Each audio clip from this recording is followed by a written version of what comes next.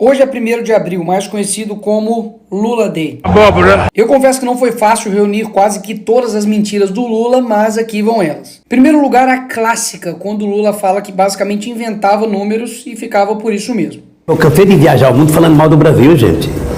Era bonito a gente viajar o mundo e falar, no Brasil tem 30 milhões de crianças de rua, no Brasil tem 30 milhões, a gente nem sabia, tem não sei quantos milhões de abortos, era tudo clandestino, mas a gente ia citando números, sabe? Se o cara perguntasse a fonte, a gente não tinha, mas a gente ia citando números. Mas eu estava dizendo, porque no Brasil tem 25 milhões de crianças de rua, eu era aplaudido calorosamente pelos franceses. Quando eu terminei de falar, o Jaime Lerner falou assim para mim, ô Lula, não pode ter 25 milhões de crianças de rua, Lula.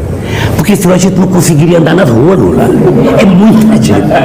E dá para perceber que é uma prática meio comum do Lula inventar números. No Brasil tem 19 milhões de pessoas passando fome, 33 milhões de brasileiros vão dormir sem ter o que comer e 800 milhões de pessoas passando fome.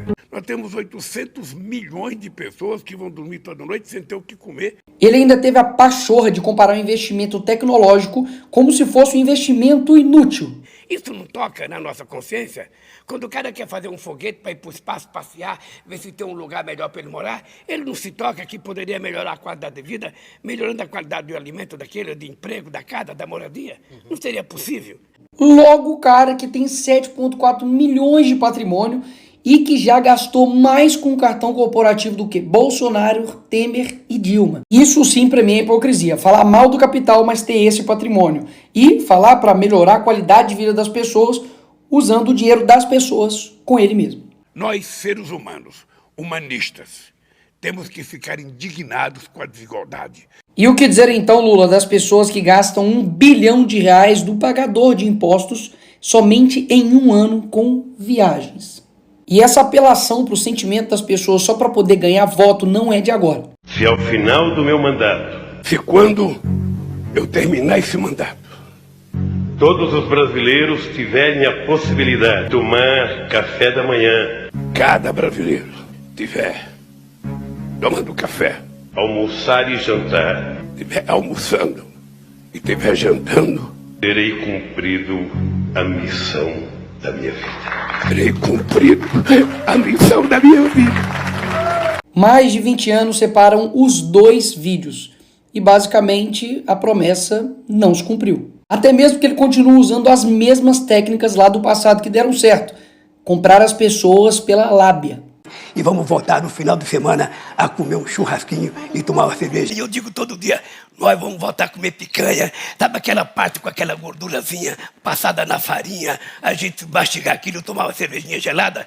É tudo que o povo quer. E vamos voltar no final de semana a comer um churrasquinho e tomar uma cerveja. E depois teve a cara de pau de dizer que não era muito bem assim picanha, era um bife de soja. Na verdade, eu não estou prometendo churrasco, que eu estou dizendo que a gente vai voltar. Ah, você não vai fazer um churrascão no quintal, não? A gente vai voltar.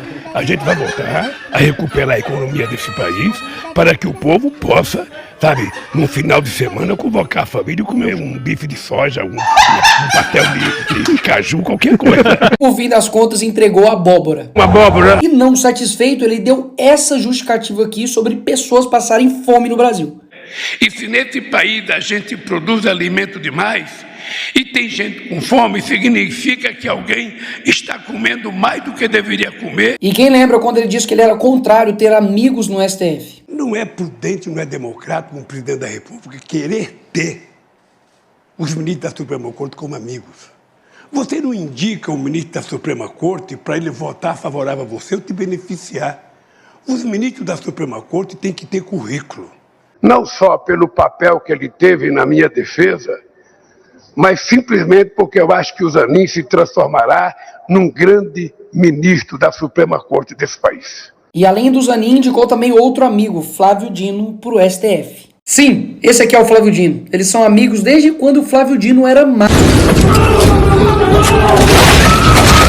Isso era o que aconteceria se eu tivesse terminado essa frase, mas continuemos. Lembra que ele também disse isso? Vou fazer uma coisa para você, vou fazer um decreto, acabando com o seu sigilo de 100 anos. Para saber o que tanto você quer esconder por 100 anos. Eu vou fazer um decreto, assinar, para saber o que esse homem esconde por 100 anos. E agora eleito, adivinha? Adivinha? Ele meteu o sigilo de 100 anos em mais de 1.332 pedidos. É tanta mentira que eles contradiz toda hora. Eu, quando namorava, muito tempo atrás, no Luxemburgo, eu tinha uma garruchinha 22. Agora escuta. Quem é que quer comprar arma? É o crime organizado e algumas pessoas que não querem fazer bem para ninguém.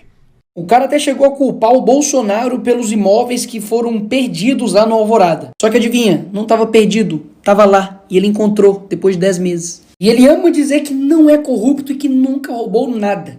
Diga! Tá, o que eu roubei? E para não falar, é o Nicolas que está acusando ele, eu vou deixar o Antônio Palocci, ex-ministro do Lula, falar então. No fim do seu segundo mandato, aí ele preparou sua aposentadoria. Recebeu 300 milhões da Odebrecht numa conta corrente de disponibilidade, recebeu seu sítio, que foi feito, combinado para seu uso, o apartamento do qual já foi condenado. Eu, pessoalmente, levei pacotes de 50 mil reais, algumas vezes, ao presidente Lula. E não tem como brigar com a realidade. Lula foi condenado a 12 anos e 11 meses por corrupção e lavagem de dinheiro na ação da Lava Jato. Depois da história você já sabe, né? Basicamente o STF descondenou o Lula. E aí tem gente que fala, a Lava Jato foi tudo uma maçã, tudo uma mentira, o Lula é inocente. Não. Até mesmo porque já foram 25 bilhões que já retornaram aos cofres públicos de dinheiro desviado durante os governos petistas. Se teve devolução de dinheiro roubado, é porque alguém roubou. E depois de tudo isso, ele ainda tem a coragem de dizer isso. Se tem uma coisa que eu me orgulho nesse país, e não baixa a cabeça para ninguém, é que não tem nesse país uma viva alma mais honesta do que eu. E o que eu quero mostrar nesse vídeo é que a mentira, ela tem poder. Obviamente não mais do que a verdade, mas ela também faz o seu estrago. Até mesmo porque, para pensar, num país com 220 milhões de pessoas, será que não tem ninguém melhor para dirigir o nosso país do que esse cara? Mas por que, afinal de contas, isso acontece? Porque as pessoas preferem mentiras que acalentam o coração e acalmam os seus ouvidos do que verdades que confrontam, que algumas das vezes vão ser amargas e ruins aos ouvidos, mas que no final das contas vai fazer você enxergar a verdade. E por fim, deixar esse vídeo aqui que se tem um dia que minha alma foi lavada, foi esse dia. Mentiroso, ex-presidiário, traidor da pátria.